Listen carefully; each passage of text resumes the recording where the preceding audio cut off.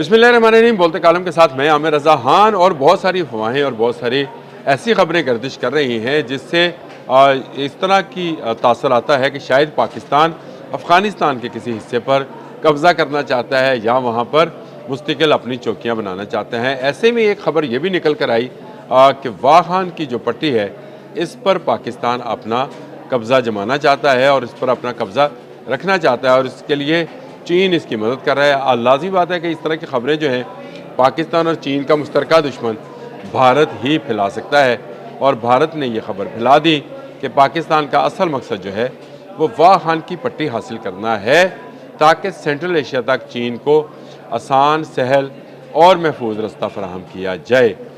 ये आज के मेरे बोलते कालम का मौजू भी है कि क्या वाकई पाकिस्तान वाह खान हासिल करना चाहता है।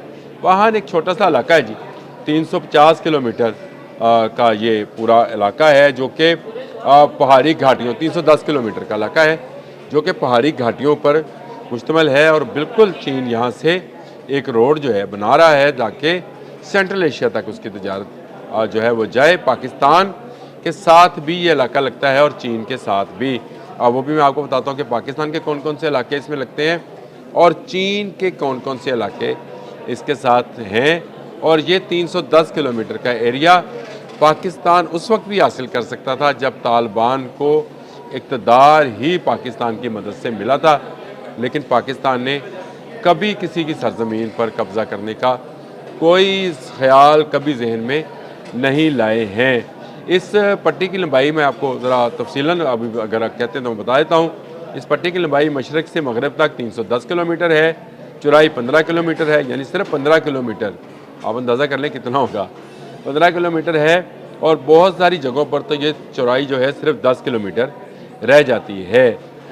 इसमें सोख्ता, रबात और समोताज के इलाके शामिल हैं।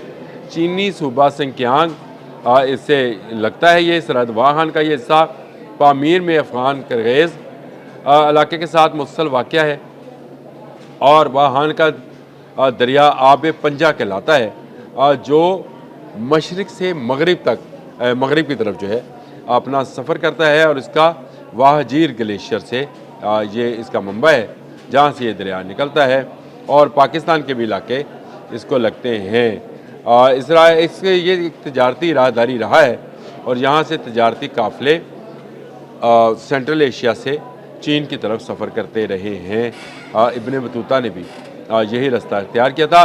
पाकिस्तान के हुंज़ा से ऊपरी ऊपरी जो इलाके हैं अगर आप कहते हैं तो मैं उसका भी आपको नाम जो है वो बता देता हूँ ताकि सनद रहे कि पाकिस्तान के कौन से इलाके हैं। इनमें गलमत है, पिस्सू है, शमशाल है, सूस्त है और चाह परसान के इलाके शामिल हैं। यहाँ के रहने वाले जो लोग हैं वह हानी कहलाते हैं और उनकी ज़ुबान पूरे अफ़गानिस्तान से अलग ज़ुबान है, यानी इनकी सकाफ़त, इनका कल्चर पाकिस्तान और चीन के सकाफ़त और कल्चर से मिलता जुलता है। आपस में इनके रवाबत भी है क्योंकि कभी अफ़गानिस्तान के साथ कभी ऐसा क्लैश हुआ नहीं है कि एक दूसरे के कबाइल में आने जाने पर किसी पर पाबंदी हो तो या लिहाजा यहाँ से लोग जो है ताजिकिस्तान, किर्गिस्तान का तक का सफ़र करते थे, चीन से सामान उठाते थे। पुराने वक्तों की बात बता रहा हूँ और अब इसी रोड को जो है चीन इस्तेमाल करना चाह रही है, यानी इसी रूट को इस्तेमाल करना चाह रहा है और पाकिस्तान से होता हुआ उसका तजारती सामान सेंट्रल एशिया तक चला जाएगा।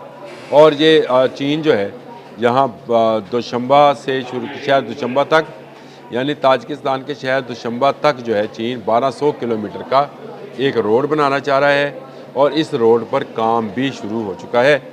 पाकिस्तान वाह खान नहीं लेना चाहता है, ना चीन का कोई ऐसा इरादा है। वाह खान अफ़गानियों का इलाका है, अफ़गानियों के पास रहे। गो एक छोटा सा इलाका है। अगर पाकिस्तान उस वक्त चाहता जब तालिबान को हुकूमत लेके दे रहा था पूरा अफ़गानिस्तान की, उस वक्त भी हासिल कर सकता था, लेकिन पाकिस्तान किसी इलाके पर कभी कब्ज़ा नहीं करना चाहता है।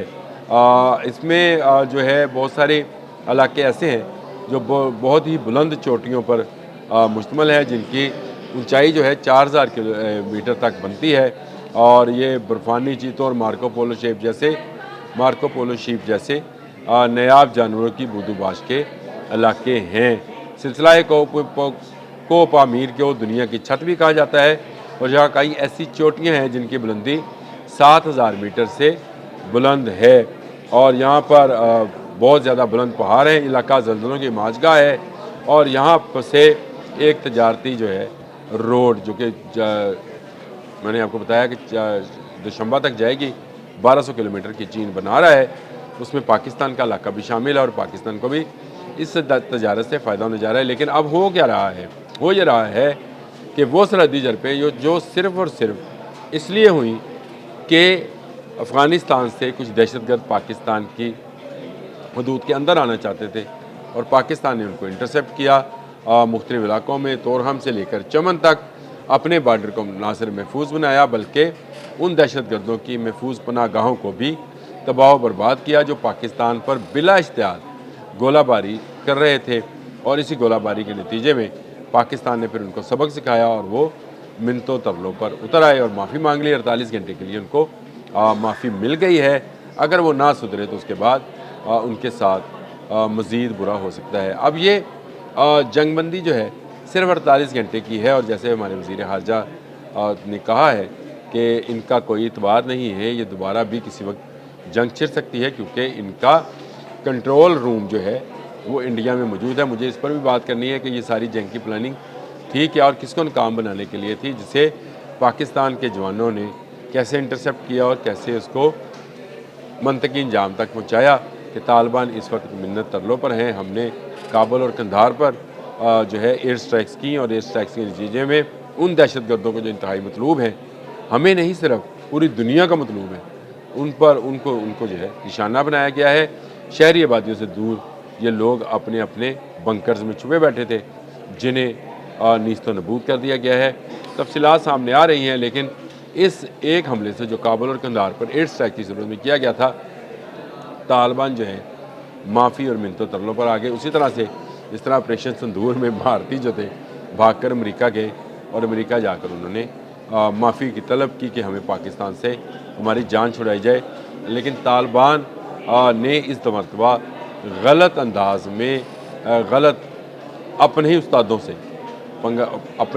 से कोशिश की कि उनके ख़िलाफ़ जंग छेड़ ले।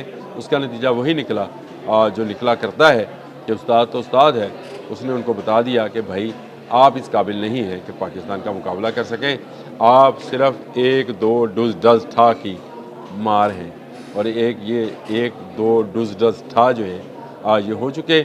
हमें अफ़गानिस्तान के किसी इलाके के पर कोई दिलचस्पी नहीं है, ये मैं बता चुका हूँ। वाहन पे भी नहीं है, हालांकि वाहन एक बड़ी तजारती शाहराह बनने जा रही है, लेकिन इसके बावजूद पाकिस्तान ये समझता है कि तमाम ममालिक की खुद मुख्तारी जो है उसको इंटैक्ट रहना चाहिए, वो चाहे पाकिस्तान है, चीन है, अफ़गानिस्तान है, कोई मुल्क भी है। हम किसी के मुल्क में दाखिल नहीं होना चाहते हैं, कब्ज़ा नहीं करना चाहते हैं। हम ना रशिया की तरह यहाँ पे इन्वेड करना चाहते हैं, ना अमेरिका की नेटो की फ़ौज की तरह यहाँ पर मुस्तकिल अड्डे बनाना चाहते हैं। हमारी सिर्फ एक ख्वाहिश है कि जहाँ पर मौजूद अफ़गान महाजरीन बाहिफाजत वहाँ पहुँच जाएँ और वहाँ जो है से दहशतगर्द पाकिस्तान एक्सपोर्ट ना किए जाएँ।